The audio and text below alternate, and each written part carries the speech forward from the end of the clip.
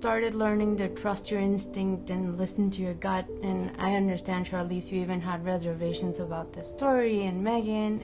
My gut has never let me down. I have to constantly remind myself of that because I've talked myself out of my gut, and that's never worked for me. And I still, at my age, have to remind myself sometimes, no, this has never been proven to not be right, so listen to it. And that's not necessarily easy, and I don't necessarily always succeed.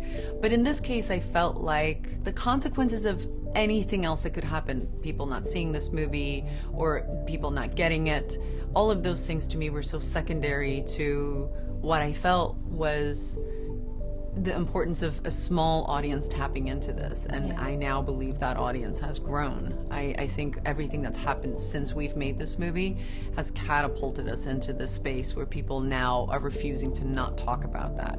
And so I'm really glad that we got to make this film. Can you, either one of you, talk to me about using your voice, when you first felt like you used your voice and how it changed you?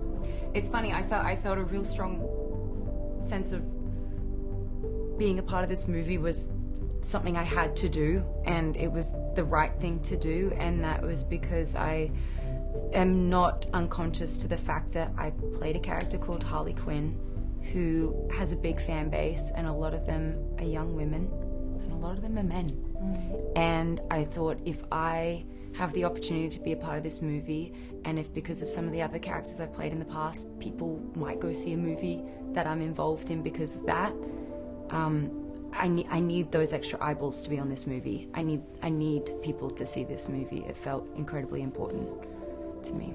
What is the one piece of advice you'd give new generations to like change the system and like for men and women? I mean, I don't want to trivialize or be flippant, but don't take any crap. And I know that's not always easy, but I do feel like that's already happening without me having to say that. I feel like there is a generation coming up behind me that is they're just naturally not inclined to do that. And I think that to me shows a cultural shift, and that makes me really happy. And stand together would be the other cliche thing I'd say, but like I think this movie shows that as well, like how these three women that you spend the most time with in the film, but so many women in the film are completely isolated and kept isolated in this experience. And when they come together, they took down arguably the biggest media mogul of modern history, and that's no small feat. And it's pretty exceptional what they did, but I think the lesson there is that you're just so much stronger in numbers. Yeah. Well, thank